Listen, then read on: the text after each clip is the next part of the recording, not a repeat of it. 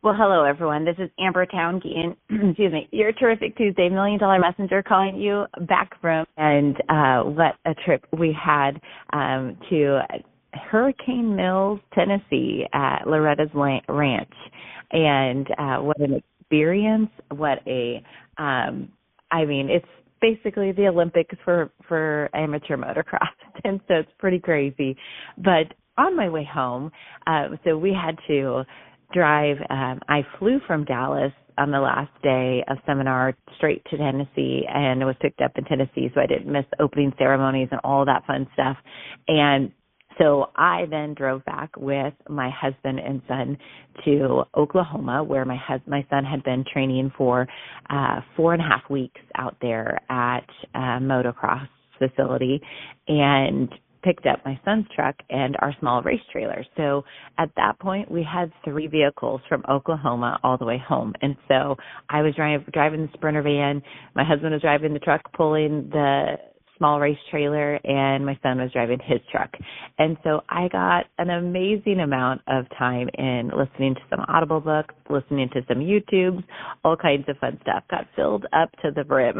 And so as we trekked our last bit home, which I believe the drive total was 37 hours, 27 hours without stops. So who knows what it actually was. It took us from Saturday until yesterday to get home. And so anyway, so back to one of the things I got as I was listening, and I was doing voice text to take notes so that I could share with you guys. So one of the current books that I'm reading right now is called Taking Others With You. And so I was listening to it on Audible as well. And this was just such a great thing on looking at breaking down your goal as we just wrapped up our Mary Kay year. We just are wrapping up seminar. I believe some of you guys are still there, actually.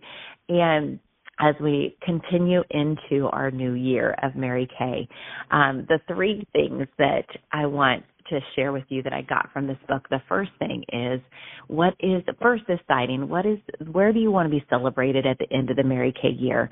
What career path level do you want to be celebrated at, and what retail sales level do you want to be celebrated at? Do you want to be on sales court? Do you want to be on the recruiting court? Where do you want to be? I know coming off a seminar, your goals are probably big, they're probably grand, and they're probably amazing.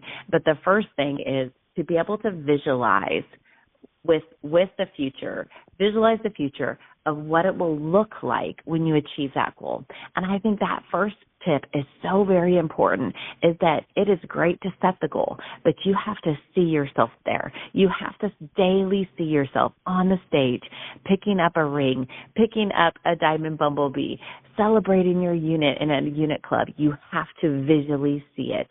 Why? Because it is so very important for your subconscious to lock into it so that your daily actions can start changing. And so number 1 is to visualize it. The second thing is to identify the actions you must take to achieve your future vision.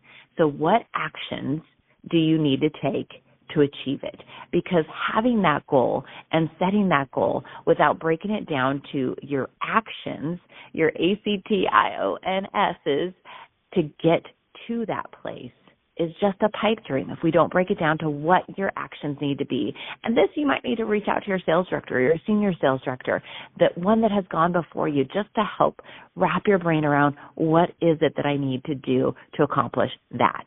So that's the second thing. And the third thing is to identify the actions you must take to achieve your future. Oh, sorry, I just said that. Sorry, third thing, decide what needs to happen each day and each week to drive it to completion. Now, this is breaking it down to, as Mary Kay always says, eating an elephant one bite at a time, because when you can break your goal down to what activity do I need to do daily and weekly, and you can set the course. You can set the course and decide that I am no longer going to be the person that said I wish I had. I'm not going to go back to seminar setting the same goal over and over again because I'm going to do something about it. It comes down to your daily action. It comes down to your daily discipline that will turn into a habit. 63 days of doing one thing, deciding every single day I'm going to do this thing. It will cross you over into from being a discipline to a habit. And it is so very worth it. Last night I was sharing with my team about when I was a consultant, and consistency wasn't my best thing. I wasn't consistent in my daily actions. I wasn't consistent even in my weekly actions. I was a consistent star, and I was barely a red jacket when I decided I no longer wanted to play Mary Kay, and I wanted to kick it to the next gear. And still today, this same action will serve me. So 21-day blitz for me at that time was the minimum every single day I needed to get was a new name and number and a new booking every single day. I tracked it for 21 days. I allowed myself 3 misses, and in those 3 misses, I used it as my Sabbath. So if I wanted to take Sunday off, I had to get a name and number and a booking every single day, Monday through Saturday, not just Monday through Friday, Monday through Saturday, and I took a day of rest. And I would reward myself with something. Now, the key was I had to start building a lead pile up. I had to build a resource because I didn't have friends and family I could reach out to and book a party for me because they were all in Mary Kay. So I had to go out, and I did warm chatter, which was very fearful for me at first. But I was willing to do the uncomfortable to have a life that I wanted. I was no longer comfortable not being able to pay my bills.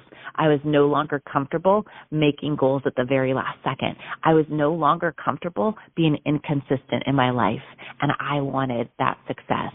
And so I was willing to do the things that were different that I knew needed to happen and change in order to build that consistency and that success. And so my consistency has become something that is normal for me. It's what I do. It's day in, day out, day over. Today I'm up and going to the gym, and I got home yesterday. Why? Because it's a part of my daily routine. And so, but consistency used to not be.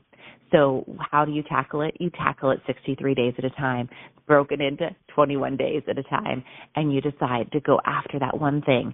But the key is if your 21-day base is, let's say, as simple as getting one name and number and one booking a day, and you get 5 names and numbers and 5 bookings one day, that doesn't mean you take 5 days off. Remember, I said I needed to build consistency. So the next day I had to still get one name and number and one booking. That was the key to the 21-day blitz that absolutely catapulted my business. By the 2nd month, I was on target for my car. By the 3rd month, I was in DIQ. And we soared through DIQ with no less than $10,000 in wholesale production every single month. And it was that simple because of seeing consistent effort and doing those little things that we talk about so much that are so easy to do and so easy not to do, but also tracking, because a tracked number grows. And if you choose that you want to build success and move outside your comfort zone, then track the thing that you want to grow and be accountable to somebody. So either way, that was from my learning on the road home and the audio book or YouTube. I can't remember which one I was listening to on the way home, but hopefully it was a blessing for you today. This is Amber Town-Guillen, your terrific Tuesday $1 Million Messenger, signing off. Have an amazing Tuesday.